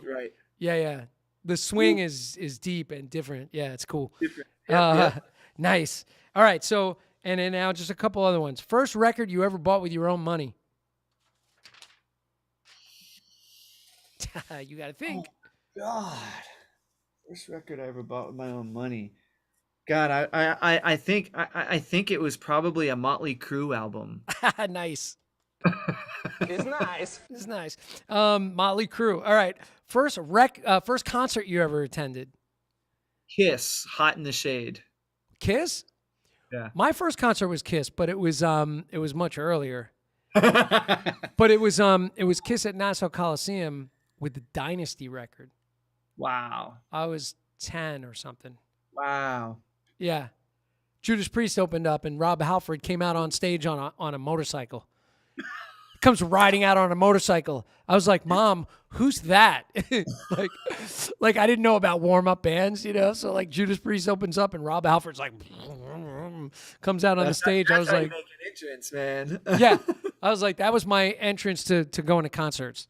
Besides Lincoln Center, seeing like opera and philharmonic stuff with my dad. Yeah. And first gig you ever did? I think it was that country gig when I broke my drum set teacher's finger playing basketball. So He could. It was a country gig at some, it was like some like town event or something. yeah. So did you make a habit after that of breaking like instructors' fingers just so you could steal their gigs? Yeah, who was that ice skater? That Olympic ice skater? Tanya Harding. Yeah.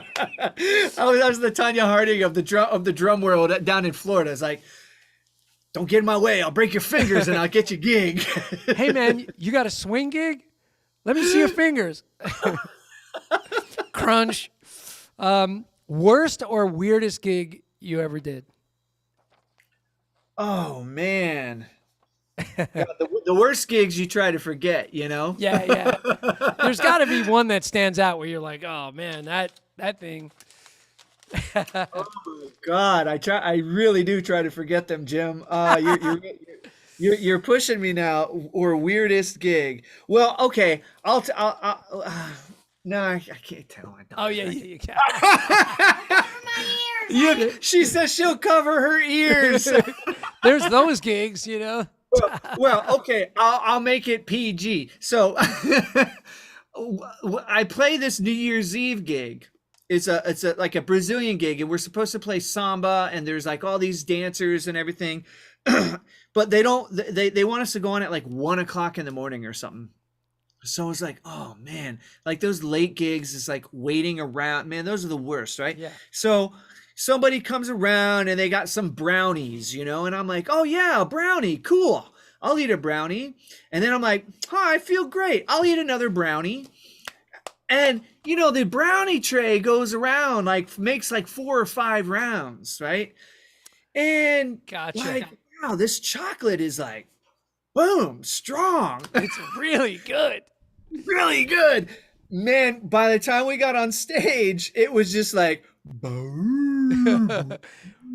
The chocolate kicked in, man, and the surdos, and it was just the weirdest gig, and I'll never do that again. All the tempos were a little slow. Oh my God, man. And samba's supposed to be really fast, but everything was in slow motion. Nice. Well, Yeah. no more brownies on gigs after that, kids. No more brownies. No, you can't eat too much chocolate. Oh my God. Well, on that note, oh my God, that's hilarious. Well, listen, I throw those questions back. I just want to mention these again. By the way, tonight only, until we shut it down, this book, 20% off with the checkout code, Filling in the Grooves, all one word, The Essential Pandeiro Method by Scott Kettner. Go to his website. You can get this book. It's amazing. I have mine right here. See it? It's beautiful. and I encourage you to get this book, Maracatu for Drum Set and Percussion. And this really does give you an understanding of the rhythms, and even the culture is discussed in here. It's really an incredible book, and it kind of talks about the journey, your journey from Brazil to America, and it's just a really killer book. So make sure you get this one. This is a Hal Leonard publication. Where can they get this now, by the way? It's everywhere online. I think if you go to Amazon, it's up there. Cool. Yeah. Very cool. And there's in mine it was a CD, but I think is there a download code now?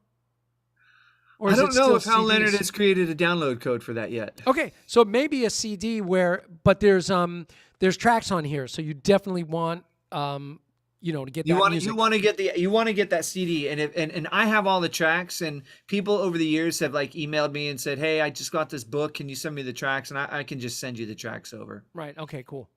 Awesome. By the way, my mom popped in at the end. Hey, what's up, Mom? Mom made it. Scott's mom was here, Mom. So, the moms were in full force tonight. That's right. Oh man, so much fun hanging with you. Yeah, man. Thanks, Jim. I really appreciate it. You being generous with your time and your story, and I think your story is super important. And the lesson is, to go for it. You you took a chance and you went to another country, to another culture, learned the language. You did whatever it took to do it. And, you know, that's just a testament to believing in what you do and just going for it. So for any of the kids that were watching, you just gotta, you can't let things that seem like obstacles be the thing that stops you. There's always a way over, under, around, whatever you got to do. You know, you can make it happen. Look, Scott's done it, and he's making this beautiful music, amazing music. So I appreciate it. And check out Scott's online school, which is awesome because you have the Thinkific platform. Worlddrumlessons.com. Worlddrumlessons.com. Thank you. And and if you get the book, then you have that course on the QR code in the book. So definitely check it all out. Any companies we should mention on the way out besides Tama, Savian, Meinl, Vic Firth, and Remo. And Remo. There it is, baby. All right, man. We did it. Did it. Man, thank you. Thanks to everybody in the chat. And my sister popped in at the end. Hey, Trish. My sister Patricia's here. Awesome. All right, man. So we'll see you guys on the next one. I'll see you Monday for Derek Roddy and Snakes and Drumming. And we'll talk to you guys real soon. I'll see you later, everybody. Thanks, everybody.